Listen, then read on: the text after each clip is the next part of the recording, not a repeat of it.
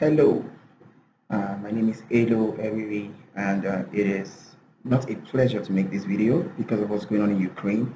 Nobody in the world can say uh, he or she is happy right now with what's going on in Ukraine, and it's important I really make this video for reasons that I'll soon be stating or saying or explaining. It is my hope that this video will reach those in charge of who are running the world. President Biden, President Putin, all the presidents of all the developed countries, all presidents in the world, the United Nations Secretary General. It is my hope that this video will get to all of you, because it's a matter. What's going on in Ukraine is a matter that I had considered hitherto, spoken about, rested my efforts on, because I felt, well, perhaps the world is not at that stage yet, doesn't get what I'm saying yet. But I was absolutely certain about what I was talking about. And I've said it before publicly. If I say something 3 times, I don't like talking. There's a war already. I could have spoken before now, but I've restrained myself because I was hoping everything would just end and I won't need to talk and you discover the truth, the facts yourselves. But you may not. And who knows, if I'm here, one of the things I'm supposed to do on earth is to communicate this information to you. And it's not rocket science, it's something that is common sense, that you should know probably. Something that we must do. So pardon me because the video might get a bit long, but it's necessarily. To start with, let me create a context. I'm going to speak about 2 things. This is the first one, the Ukraine issue, and then a second issue also. Now, let me put this, what I want to communicate in context. Sometime in 2020/2021, I came to appreciate, understand that there was a passionate agitations for self-determination in Nigeria from 2 different ethnic regions, from the southeast and from the southwest. At that point, initially, I wasn't really into it, but then there were these killings by the Fulani headsmen specifically. Then that makes it look, and this person, they're killing them. They look better for them to leave the country than for them to be killed by these people. And I said, look, people have the right to self-determination. You can't force people to stay in a country they don't want to be part of. You can't force people to be in a country they don't want to be part of. They don't want to be part of a country. Let them go. And this is one of the reasons why I love the United Kingdom and why I pray every time for the Queen of England. She has COVID now. She doesn't have COVID. The COVID will go. She'll be healed of the COVID. She will recover from that COVID. Forgive me, this might be a long video. She will recover from that COVID. Because if I rewind beyond this context, I'm even elaborating on trying to paint. Back to 1960, before 1960, when Nigeria asked Britain for independence. They didn't fight us. They declared war. They said there will be a war. They let us go peacefully. Forget about politics or anything that you say politics. Forget politics. There was no war. They let us go. They didn't kill nobody. Nobody died. More people died at NSAS in Lekki Peninsula than the people that died trying to get independence for Nigeria. Nobody died. That's done because Britain, the government in Britain was a visionary government that understood the times. And I come to understand what is right and what is wrong. And it just to do what is right. That was about 63 years ago. Today,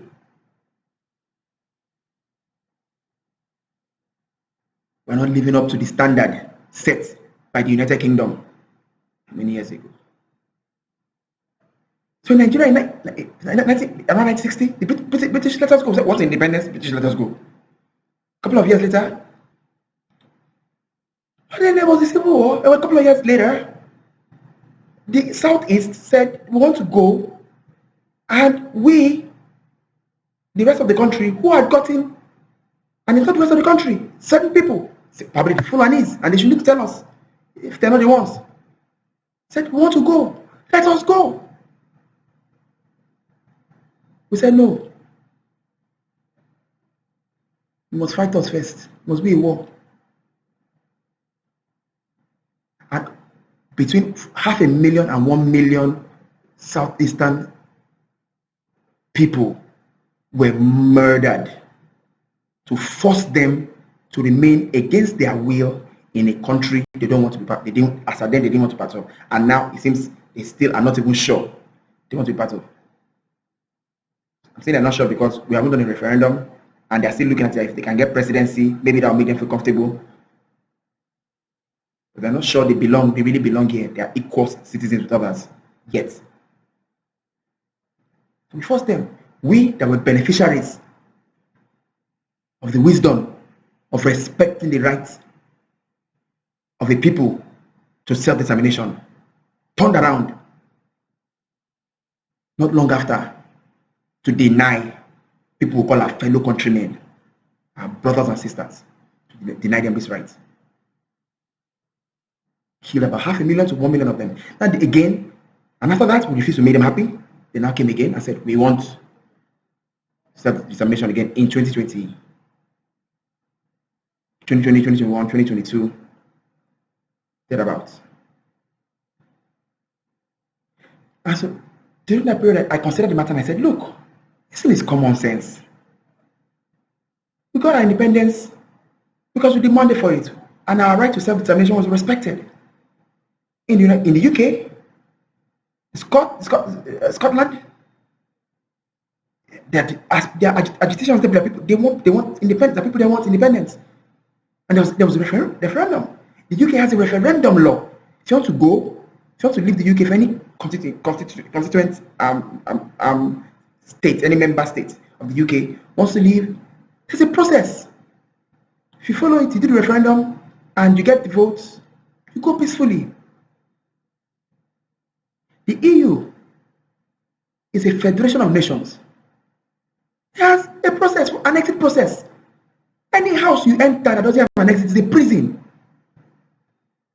It's a prison.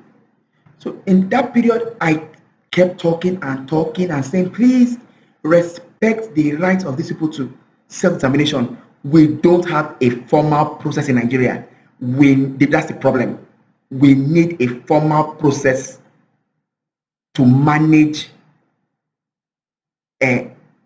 self-determination, aspirations, and desires, demands, and agitations peacefully. So no one fly won't be hurt because we're civilized people. I want President Putin to be listening because we're civilized people. I know the value of human life.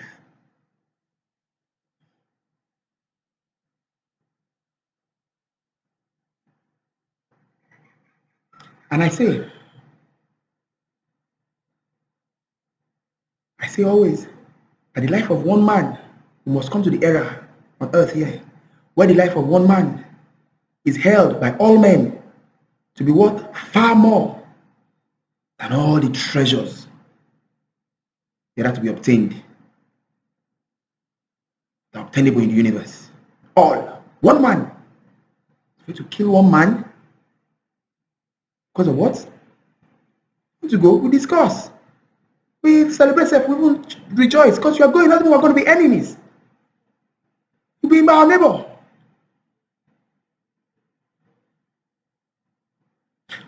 So then when I was saying this thing, people thought I wanted, I was also part of the agitators or something. Because let me make it very clear. There were, on one side, there was the Igbo people, Biafra people, who want IPOB, Biafra people. I don't want Biafra. I like Igbo people. I want them to be in my country. You know what I'm saying? And then You have Yoruba Nation people saying they wanted Yoruba Nation. I don't want Yoruba Nation. I was born in Yoruba land. I speak Yoruba better than my own language. For now, because I'm going to work on that. I got to speak my own language like a prof. My own language too. But that's just the facts of the matter. I like Yoruba people. I want them to be in my country. So I don't want Yoruba Nation. I'm not a Yoruba Nation person. I want them in my country. So then I looked at the violence and the north and everything. I said, okay, I won't mind the north. They did not just. But still, I like Hausa people. Let me be very honest. I love Hausa friends. My first cousins, in fact, one of my cousins went to University of Maiduguri. Thank God he didn't go now because we would have just drawn him out. We went there, studied in University of Maiduguri. Lived there, speaks Hausa better than, I'm sure I can contest with traditional rulers in the north on who speaks Hausa better. So I want one Nigeria. I want one Nigeria, but I have one problem with only one ethnic nation in this country, the Fulanis. They have to explain to us how and why, and how they think it's rational and it's right for them to be going around killing, stealing land, just enter people's homes and say it's your land because you just took your animals there and you found yourself there and you're there and God created the earth, so it's your own. It's like killing people. You invade, trespass people's properties. And now for many years, they appeared and it was clear with reports of the failure of the security infrastructure in the country to address this thing. What happened? Why did you do it to us? If you say we're your fellow countrymen, why? If we do this to you, will you like it? So that's the only ethnic nation I have a problem with in Nigeria. And right now I don't have any problem with them saying let's Fulanis go. Nigerian Fulanism. And the fact is, it's not even all Fulanis I think were involved in the thing. It was just a herdsmen. The others were too afraid to talk. So we just need to know more about what happened. But they're the only ones I'm not comfortable with. Otherwise, every other region in Nigeria I'm comfortable with. However, and I was comfortable with them then. But I was saying, if they want to go, we need to have a process to manage this thing peacefully. Else, it will lead to crisis that can escalate into war, to lead to death of people. This thing is killed at least between 500 to 1,000 people have already died in Nigeria because of this issue, this self-determination issue in Southeast. Perhaps up to 500 people may have died, including security agencies, officers of our security agencies have been killed.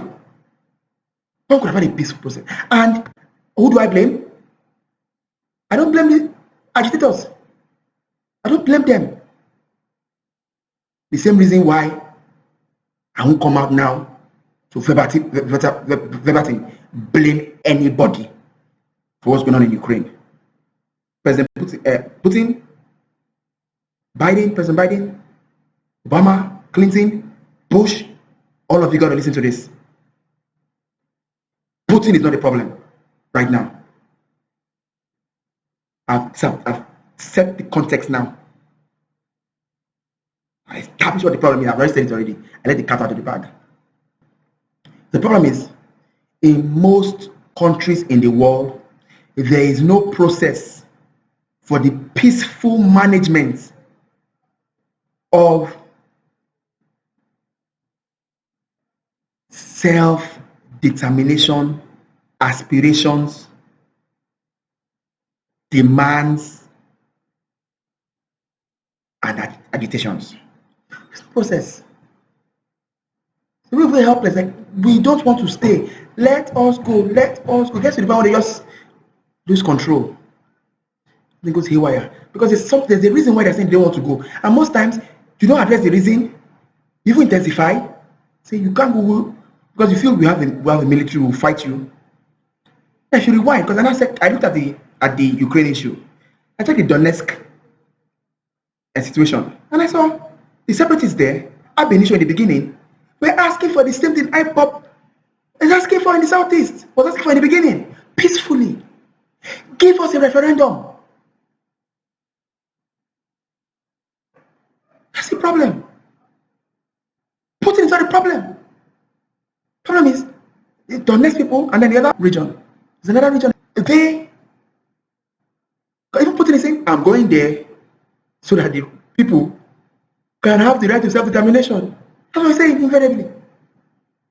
And Putin might not have. I heard President Biden say Putin doesn't have one democratic bone in his body. But I've listened to Putin. I don't think that applies to his rationality. He's a rational person. So if you didn't think there was some type of morality to this, maybe I'm not an expert in this Ukraine issue at all, and it's coming at a time when I'm totally logged out of global and national politics. I'm logged into national politics maybe just 5%. I'm fully logged into trying to be a musician right now. I'm trying to do some technology stuff I'm building. I'm trying to balance. The music is even stealing a lot of my technology time. So I'm locked out of what's going on, and I logged out of politics and out of trying to fix the world because of certain issues. Because it seemed to me like, what's going on? I made this is one example. I was saying this one then. I was talking. The more I talked, the more it looked like the people should be able to reason and understand that, oh, this is true. And act. We're gathering around Fulani people in Nigeria. Fulani were killing because Fulani were in power. Which brings me to the second thing. But I won't go there now. I don't understand what was going on. See, if the world is not serious about fixing the world's problem, I might as well do the things I've been longing to do for a very long time, like singing, producing videos, and other very interesting things. So I'm totally locked out. So, but to the extent that I know what's going on, to the extent that I know, the separatists in Donetsk in the beginning, and I mean, I don't hold it against anybody that you took that you went to meet to a meeting, this person meeting that person. People make mistakes. At times we don't get stuff. We don't really get it. And that's why I just said, maybe you don't get it. Because I do not question the goodness of our friends. And that's why I refer to you as America, Britain, Canada. You know, I don't question your goodness. I will speak about that. That's the second thing I'll speak about. But don't ever doubt my love for you. And with Putin, I don't hate Putin yet. I've not really studied Putin very well, but I've listened to Putin a couple of times. And I know Putin is rational. He thinks. So he thought this thing through before acting. Why he's acted, I don't know yet. And fortunately, I can really just slot this in. I want to say a very big thank you to the People's Republic of China. I thank you, and I respect you, and I appreciate you, because you could have done the same thing in Hong Kong, someone like that recently.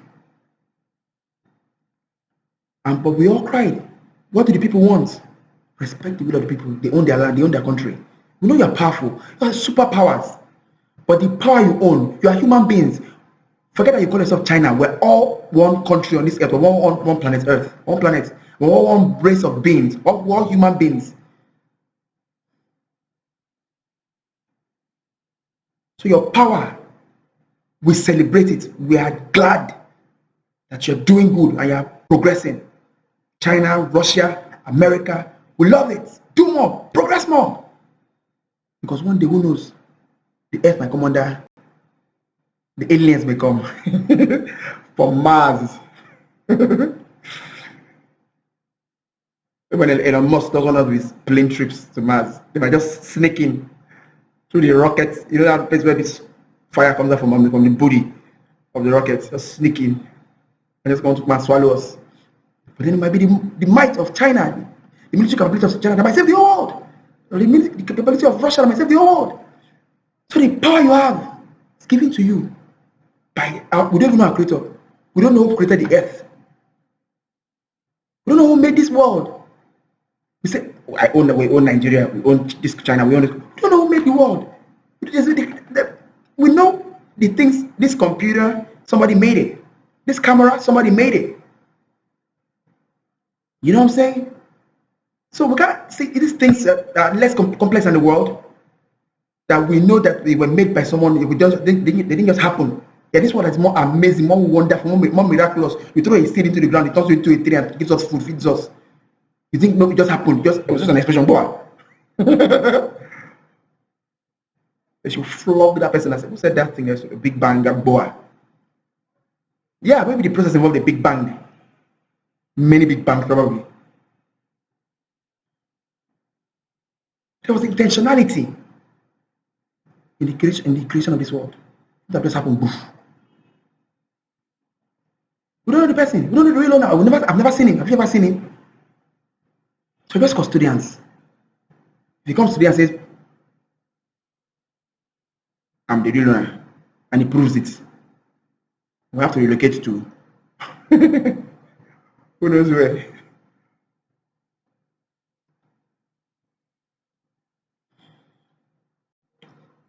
So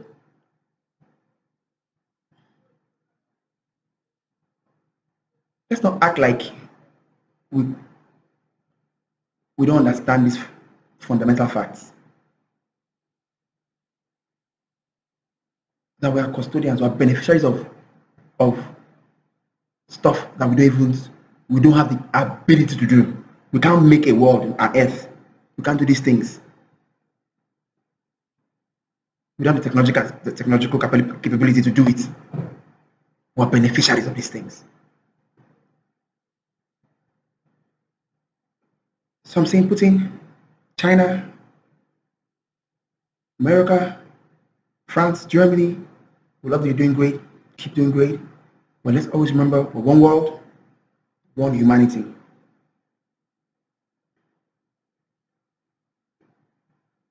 And the glory of China is the glory of humanity. The glory of America is the glory of humanity. The glory of America is the glory of humanity. The glory of Germany, the glory of the United Kingdom, the glory of humanity. The glory of Nigeria, the glory of humanity.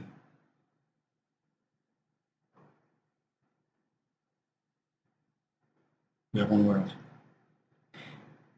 However, we are not. We all must be free. We can't imprison anybody. We don't even own the planet. We're just custodians. But we need to have a principle. I mean, countries are necessary because we must have a way of managing the earth. So these are necessary infrastructures. But we're not. It's not rational to imprison others. We don't want to be imprisoned ourselves. It's not rational to imprison others in a country we don't want to be part of. I mean, Putin, for example, would you want someone to invade your country and make millions of people start fleeing their homes? You won't want that. You don't do that to other people. So I join those who are asking you, President Putin, to de-escalate immediately. Not because you can't proceed, but because you are a human being. And they are also human beings. Your fellow human beings. And we're all here. We don't know where we came from. We're all born as babies. We all grew up to be men and women. And we all live here one day. We all have the same condition. We're all in the same condition.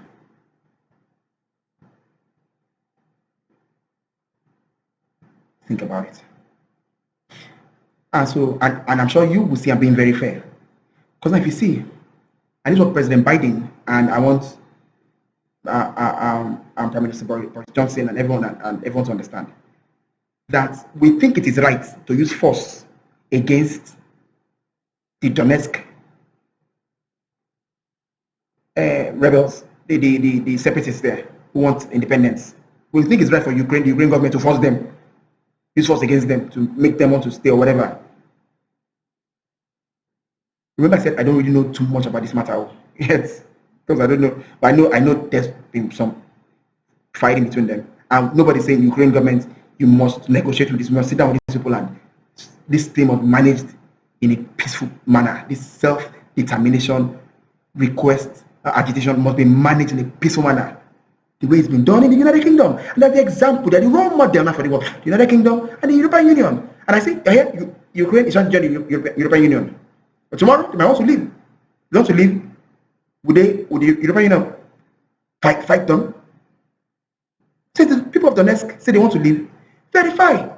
Do a referendum. They want to go, let them go.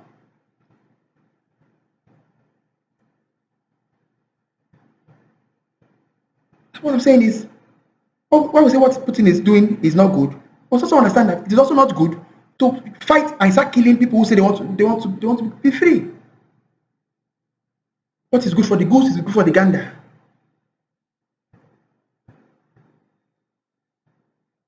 I'm saying invariably, is that we've got to balance the issue. I know what the real problem is, and I hope Her Majesty, I know though she's recovering from COVID right now, but at some point I would really love her to get to appreciate this matter too, and make this part of the issue that she will resolve, that she not part of our legacy before. I mean, she's going to be with us for much longer by God's grace. We pray for you, Your Royal Majesty, our beloved Queen, that set us free. To be free. 63 years ago, today, in Europe, people are saying they want to be free. In Europe, and you're fighting them in Europe.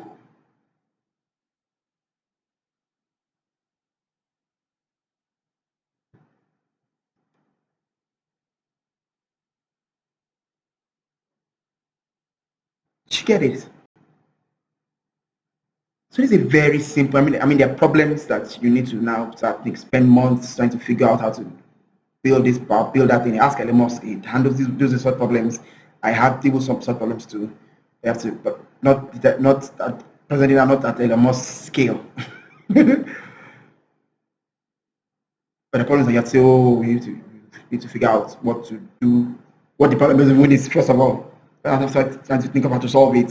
So the solution is really just simple and clear. It's a simple problem, solves it easily. And don't make the mistake. Listen, don't make the mistake.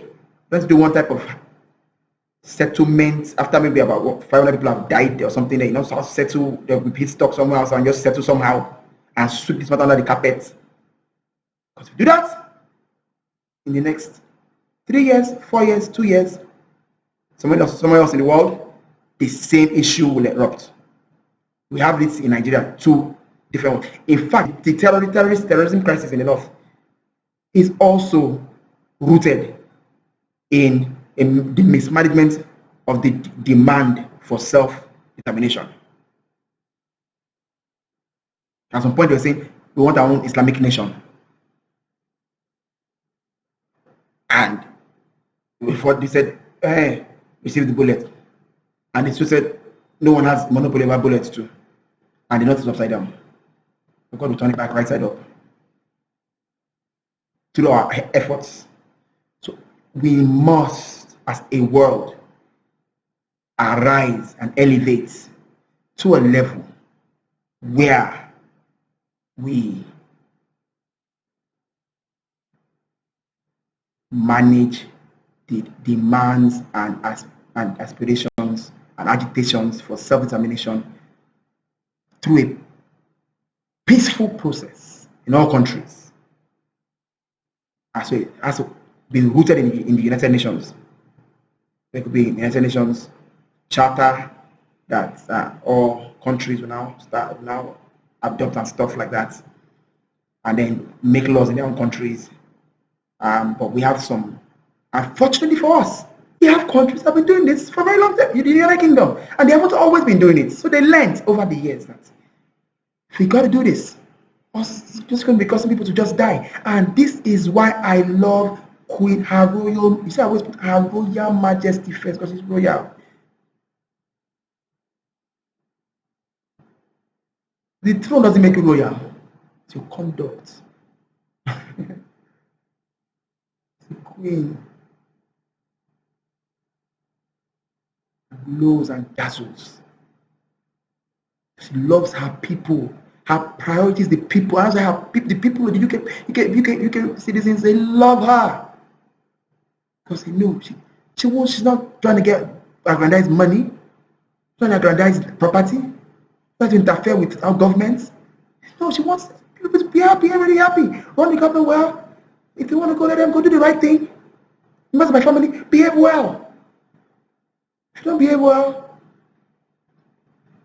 I'm not going to break the law. I'm not going to break the law. I'm not going to break the law. We obey the law. I respect you, Queen Elizabeth. You will recover from this COVID.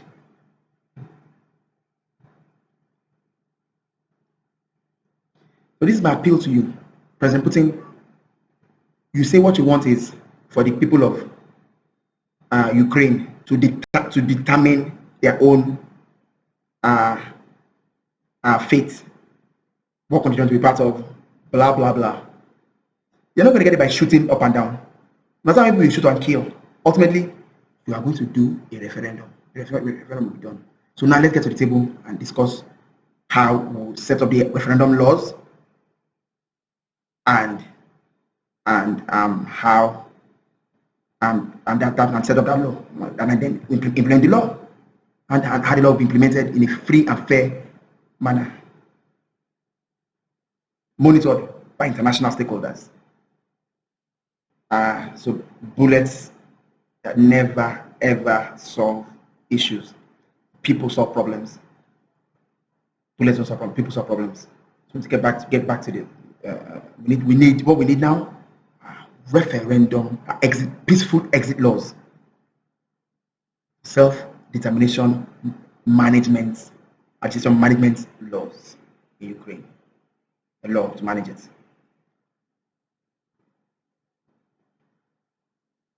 And then the people of Donetsk can determine their fate. If they want to join Russia, there you go.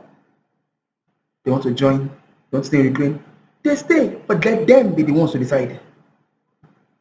Not rockets, not bombs. Putin. You can say I'm being fair. Yes, I'm appealing to you. I'm not saying leave her. No, I'm saying please, I beg you. Every country is affected, Putin. Every country.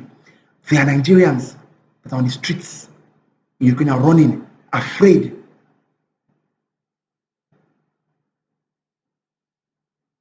Whether they would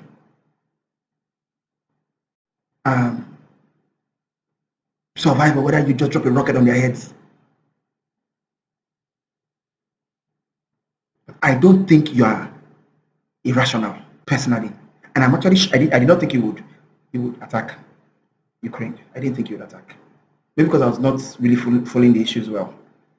I'm trying to be Michael Jackson right now. I didn't think you attacked them. Personally, I thought you just get to a point and then you not negotiate and then get what you want or get a fair deal.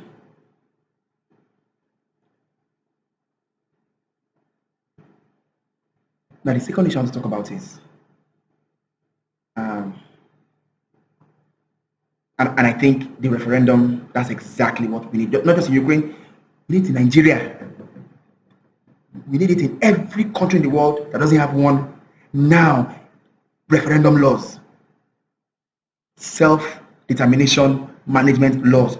We need them in every country that doesn't have them right now. There's crisis in almost perhaps 40% of the countries in the world right now because of this same issue. People want to be free, and they're being threatened with force, but they're using force against them. So we need to migrate from an era where we had rigid governments force you, kill you if you say you want to go, to an era where we have dynamic, rigid nations. So in an era where we have dynamic nations like the UK, like the EU. You want to go, there's a process. You can, if you follow it and you scale to the process and you're part of creating the process. So it's not like you're excluded, you're not creating the process behind your back to try to as it intentionally with the ingredient elements in it to intentionally make sure you're not able to go. No, you're part of the process, an inclusive process that generates that law, the exit law, and then when it's generated, it's implemented without bias properly. That's what we need. So we need that kind of, to move from rigid countries that kill you for saying you want to go, where self-agitation demands lead to war and the death of multitudes. In the world, perhaps up to 100, 200 million human beings have died from this same issue. The same simple issue that can fix with just one UN resolution. Let there be self-determination management laws in every nation on the earth.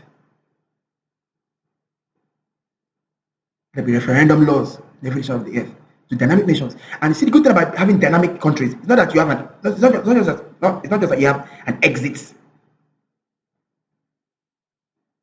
You have exit laws, but you also have entrance laws if you choose to. So you can go today, come back again tomorrow. Look at Germany. And I love Angela Merkel. I must just say that now. Look at Germany. I love Prime Minister Angela Merkel. Look at Germany. This happened before she came in, but regardless, she's just perfect, simple, brilliant, energetic, passionate. But at the soul of Germany, made Germany so warm and and she's making the country bringing progress to the country. But then look at Germany. There was someone when there was the wall of Germany, dividing Eastern and Western Germany. You had East Germany, you had West Germany. And I think was it East Germany that used to play football from the line. They forgot there was no field. They played football from the line. They run on that line, and cross the ball in, bam, and boom, score. I don't know if it was East or West Germany used to play that pattern of football. But then one day they said, "We won." They brought down the wall. Today we have one Germany. So when we talk about dynamic nations, we're not talking about just the context where countries allow those who want to live alone, but allow those who have left before, who want to come back, and those who have never been part of you, who want to come, they allow them come in. Ukraine has never been part of the EU. Ukraine is about to become a member of the European Union. The entrance laws. If tomorrow Ukraine wants to leave, they won't fight. There will be no war. They have said it's a process. The UK just left. This is the solution. Don't look at any short term, any attempt to just do one quick patch job. Let's just patch this Ukraine crisis. Let's just patch it somehow. It will backfire. People will die in the future, and we will be partly responsible for it, for not doing the right thing today. The second issue I want to talk about is, let me say how it really came to my mind and my consciousness. During the UN summit, I had all the leaders, like the Prime Minister of China, everybody, I think even Russia, but I don't think I had Russian speech. With wonderful speeches, and I was like, oh, nice. But I said to myself, I hope when you get back to your countries, you won't let national interests make you deviate from the human interests, the global interests, the human interests. And I want to beg every country, I won't mention any name. National interest is a big problem for us in the world. It's a big problem.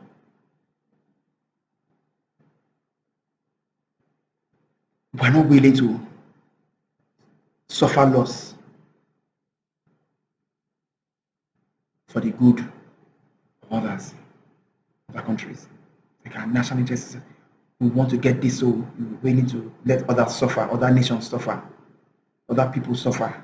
For some other people too will even suffer.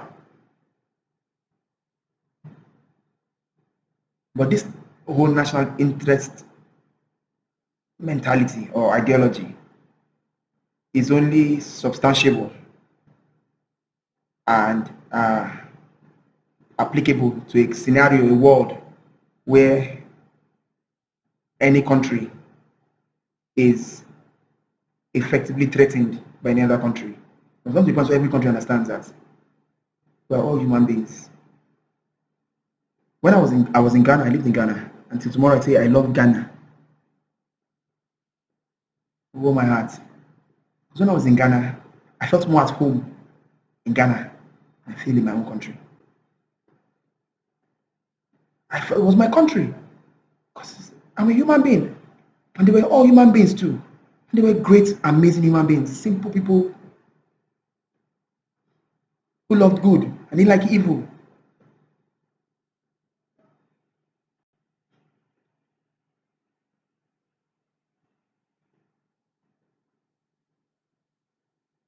So national interest. We must all come to a point where we esteem the human interest, the global interest, to be superior to any national interest. You ask yourself, what I'm doing now, what will the impact on human beings, on our fellow human beings elsewhere in the world? Do that human impact assessment first before you do anything.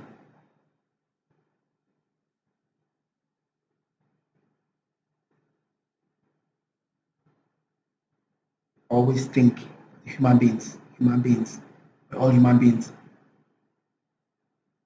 You may be powerful today. This one has had one superpower, then another superpower, another one. So it is not in the interest of any powerful entity, country, or whatever the other type of entity, that we should live in a world where I think it's Machiavelli that said, where the strong take what they can and the weak accept what they must. It's not in the interest of the strong, because the strong yesterday, many of them are weak today. So if they were bullying people yesterday, they are weak. And many of somebody weak yesterday are strong today. They know how bullying feels. And if they're strong today, they may be weak tomorrow, one day. This is what I'm putting on China. And I've already celebrated China. China, I love you. Niha.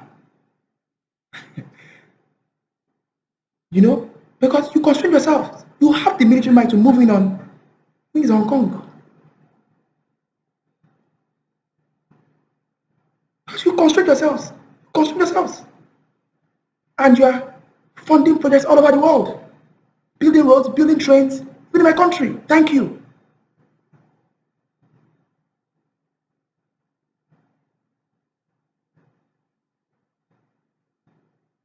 But this is what I want to say. If anyone needs to really understand this, is you, China and Russia. I think when it comes to rate of growth of power, you both had the fastest rate of growth in the last 2 decades of military might. Where right now, Russia, you may have acoustic weapons, supersonic missiles, and so you have weapons that perhaps no other nation has in the world. So President Putin, because you're a human being now, this great power you have, with great power comes great temptation. It will be pushing you.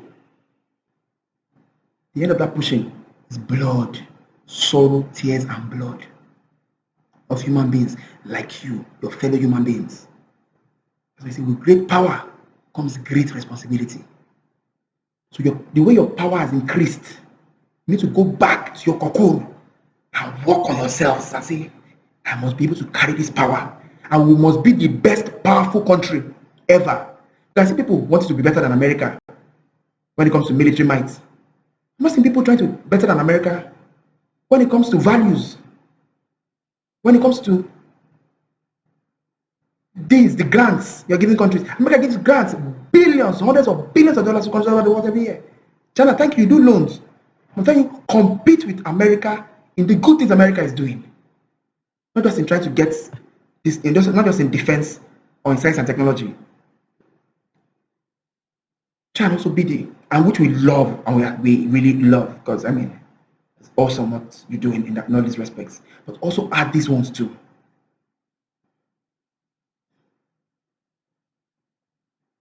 And what is the goal? The ultimate goal is for us to maximize the enjoyment of all human beings all over the world.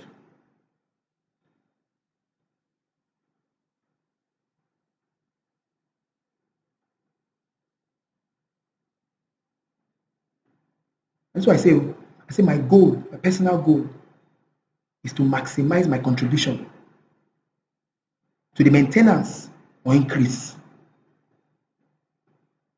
of universal enjoyment. Everything I do, even if I send a proposal, because I do business with governments, and like I said, and let me just slot this in, because one of the things that made me just shut up and just keep quiet, because I have that stuff. I'm going to be knocking on the doors again at some point, because I have one product that can help governments generate about $5 trillion plus in revenue, real quick. Doesn't apply to every government. Maybe about 70% of the countries in this world can run the project. It's called quantum cash. I'm going to be knocking on doors shortly. But I think I made a little fuss about it, and nobody budged. And I was like, I don't understand. You know what I'm saying? It's like, you don't want, the world doesn't want money. You know, let me do all that the stuff that, let me do this thing for now. Let me face on for now, until I figure out what's going on there. So I'm going to be coming back. I'm going to be knocking on your doors. But when you see me coming to use the one proposal saying, I want to do this service, provide this service to you or something, I need to get it clear. That's just one half of the story. My consideration is just not even up to half of my true remuneration from any work I do. My contribution to the maintenance or increase of universal enjoyment, universal utility,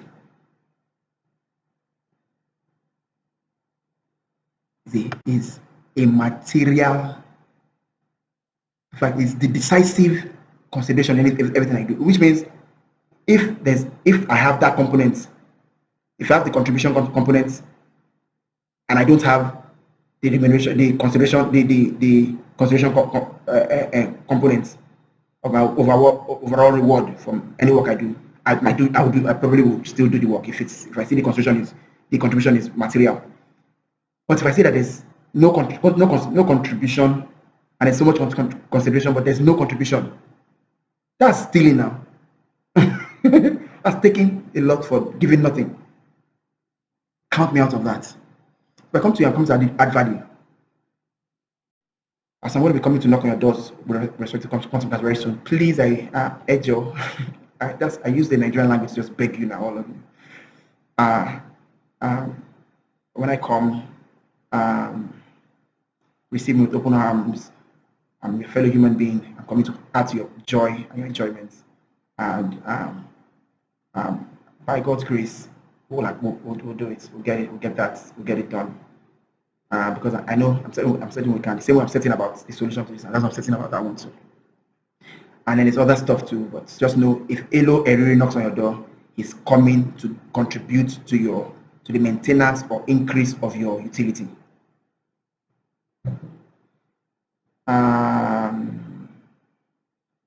I think that's a very good point to say, just wrap it up by saying, President Putin, please, please, please, please, please, you know, you're not just Russian. Don't consider yourself as just president of Russia. You are. Look at Queen Elizabeth. She's the Queen of England. I have hundreds of kings in my country. I've never done this before. I was doing this is like my first single. I'm really trying to promote music, because I mean, music is from when I was a kid. I always wanted to be a musician. Always wanted to be like not just a musician like Michael Jackson. I dance. I'm waiting for my first stage performance. You know what I'm saying? For a while I'm saying I can sing. But some people are making just a talk. You just talking for yet to you only sing. I haven't even started singing yet. My studio is set up. I'm going to drop at least 10 songs this year. At least another 15 next year. I'm racing to 30. I might clock 30 before the end of next year. I want to hit 30 so that when I hit 30, I can do my first solo live performance.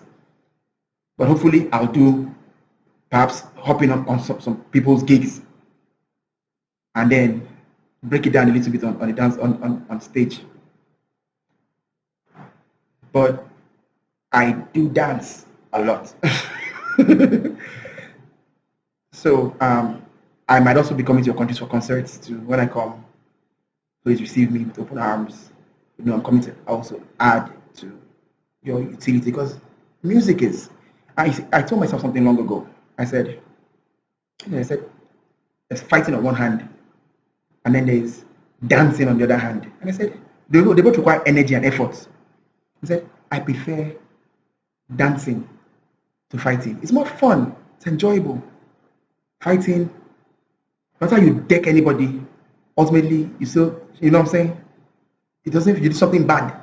You know what I'm saying? And you don't enjoy it. Person's not happy. You hurt somebody. But then, when you dance, you're happy, the person is happy, everybody's happy, you enjoyed it. That's myself, I prefer dancing to fighting. And that's something we need to really spread in the world. We need to use music as a force, as a tool for the establishment and expansion and increase of global peace and harmony. And I think a couple of our Nigerian musicians will be listening to is that we need to do this with respect to the next elections. Your music, you need to use it. Not all of it, though. Not saying don't to an election singer. You know, you have Christian gospel singer, gospel artists, election artists. No. You sing 10 songs, drop one. Just contribute one, even if just one song within an election. One song to at least communicate your message to the people that this is what we need to do. Let's vote right. Let's not sell our votes. You know, let's vote for people who are not thieves, etc.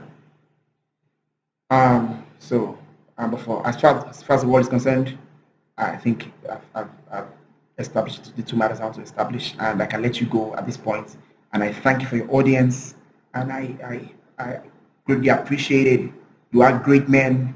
You have been running the world at perhaps the most interesting time ever, where we got technology expanding, accelerating at the speed of light. In a couple of years, we could be multi-planetary beings. So that's exciting. And then all the land we're fighting for, well, we're getting more planets. It's a vast universe with trillions upon trillions of planets. We have one planet per person on Earth now, and there will still be trillions of planets left extra in the universe. Putin, President Biden, everybody's just saying. Wonderful President, Prime Minister Merkel. Prime Minister Justin Trudeau, the Prime Minister of the heart, country with the heart. Love all of you. And I'm saying, what should be our goal? If we need more land, we have a universe.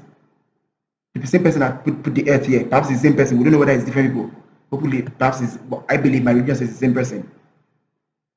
But who knows whether it's different people? I don't know. But there are we know that we look around the universe and we see trillions of planets, enough to give one planet to one person, take one planet, one couple, take one planet, populate this planet. You populate this one, you populate this one. And we need to, just in case they are aliens, just in case they are aliens watching this video, I need to state this clearly. Please, alien, take notes.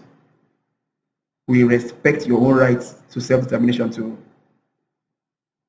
You know, we're trying to organize ourselves now, so organize ourselves. So we respect your own rights too. We will not come out. We have no intention to, intrude on any occupied planets. So we come in peace.